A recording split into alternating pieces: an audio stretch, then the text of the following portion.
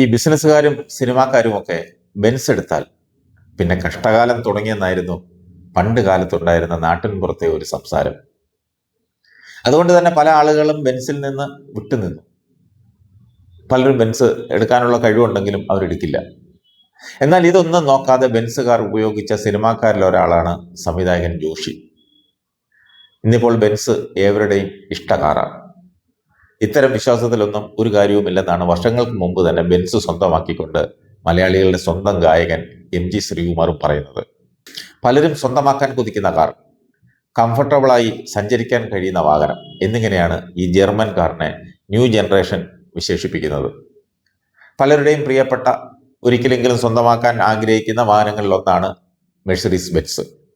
സംശയമൊന്നുമില്ല. MG Sreekumar ആദ്യമായല്ല Benz വാങ്ങുന്നത്. ഇതിനു മുമ്പ് 2005 മോഡൽ E220 ആയിരുന്നു അദ്ദേഹത്തിൻ്റെ ആദ്യത്തെ ബെൻസ്.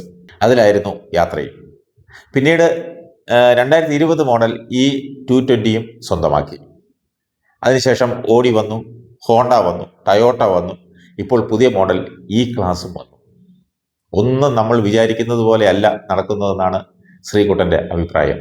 എല്ലാം ഒരു നിമിത്തമാണെന്നാണ് അദ്ദേഹം പറയുന്നത്. ഓടിക്കാൻ വളരെ കംഫർട്ടബിളായ വാഹനമാണ് മെഴ്സഡീസ് ബെൻസ് എന്നുള്ള കാര്യത്തിൽ യാതൊരു തർക്കവുമില്ല. എന്ത് സുഖമാണെന്നോ. ഒരു ദിവസം ഷൂട്ടിംഗ് കഴിഞ്ഞ് വരുന്ന വഴി എറണാകുളത്ത് വെച്ചാണ് ബെൻസിൻ്റെ പുതിയ മോഡൽ ഷോറൂമിൽ കണ്ടത്. കണ്ടപ്പോൾ തന്നെ വാങ്ങണമെന്ന് ആഗ്രഹം തോന്നി. അതുകൊണ്ട് തന്നെ ടെസ്റ്റ് ഡ്രൈവ് ഒക്കെ ചെയ്തു നോക്കി. എന്തു പറയാനാ, ഓടിക്കാനും യാത്ര ചെയ്യാനും നല്ല സുഖം. ബെൻസ് E-ക്ലാസ് 220D കാണാനും നല്ല ഭംഗിയാണ്. എന്നെ സംബന്ധിച്ച് കംഫർട്ട് ഒരു പ്രധാന കാര്യമാണ്. അങ്ങനെ എല്ലാം കൊണ്ടും വാങ്ങിക്കാമെന്ന് കരുതി കോഴിക്കോട് നിന്നാണ് വാഹനം എടുത്തത്. അഡ്വാൻസ് ഒക്കെ കൊടുത്ത് കാത്തിരിക്കുമ്പോഴാണ് GST കുറച്ചെന്ന വാർത്ത വരുന്നത്. പിന്നെ അധികം കാത്തു നിന്നില്ല. GST ഇളവ് നിലവിൽ വന്ന ആ ദിവസം തന്നെ വണ്ടി എടുത്തുവെന്നാണ് MG ശ്രീകുമാർ പറയുന്നത്. വൈഫിൻ്റെ 2020 മോഡൽ ബെൻസും എൻ്റെ 2013 എടുത്ത ഓഡി കാർ കൊടുത്തിട്ടാണ് പുതിയ ബെൻസ് വാങ്ങിയതെന്നാണ് MG ശ്രീകുമാർ വെളിപ്പെടുത്തിയത്.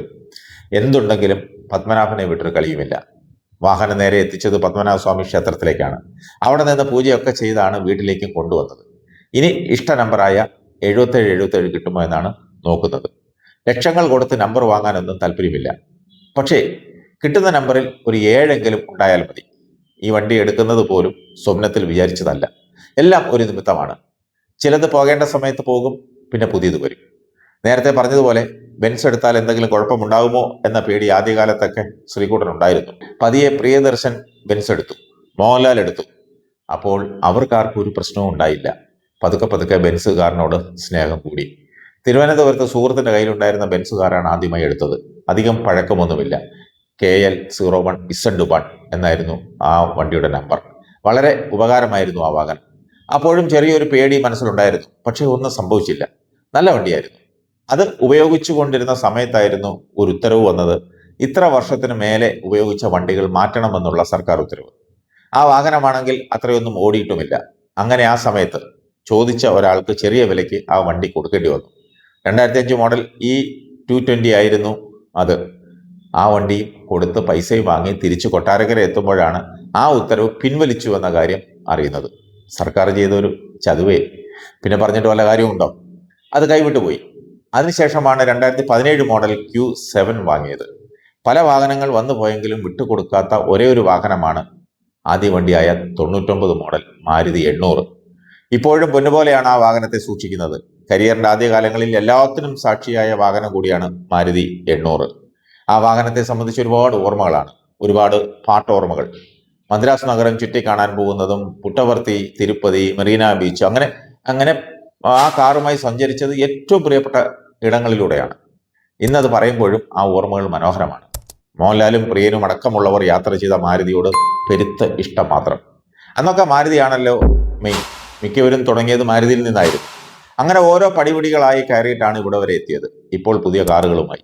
എങ്കിലും അല്പം പ്രിയപ്പെട്ടത് മാരുതി 800 തന്നെയാണെന്നാണ് MG ശ്രീകുമാർ പറയുന്നത്. പുത്തൻ തലമുറയിൽപ്പെട്ട 3 കാറുകൾ ഉണ്ടെങ്കിലും മാരുതി വിട്ടൊരു കളിയുമില്ല. അധികം ദൂരത്തൊന്നും പോയിട്ടില്ല. ഇതുവരെ 2,23,000 കിലോമീറ്ററാണ് ആകെ ഓടിയത്. പുതിയ വാഹനങ്ങൾ ഓടിച്ചു നോക്കാൻ എല്ലാവർക്കും ഇഷ്ടമായിരിക്കും. MG ശ്രീകുമാറും ടെസ്ല അടക്കം ഓടിച്ചിട്ടുണ്ട്. വണ്ടി ഓടിക്കാനും ഏറെ ഇഷ്ടമാണ്. എങ്കിലും രാജകീയം ബെൻസ് തന്നെയാണെന്നാണ് അദ്ദേഹത്തിൻ്റെ പക്ഷം. ഓടിക്കാൻ സുഖകരവും രാജകീയവും എന്ന് പറയുന്നത് ബെൻസ് തന്നെയാണ്. വളരെ കംഫർട്ടബിൾ. ലംബോർഗിനി അധികം കംഫർട്ടബിൾ ആയി എന്ന് തോന്നിയില്ല. കോടാനുകോടി കിട്ടിയാലും അത് വാങ്ങില്ല. റോഡ് ക്ലിയറൻസ് നല്ലവണ്ണമുള്ള വണ്ടികളാണ് ഇഷ്ടം. ബെൻസിന്റെ മേബാക്ക് എടുക്കണമെന്ന് ആഗ്രഹമുണ്ട്.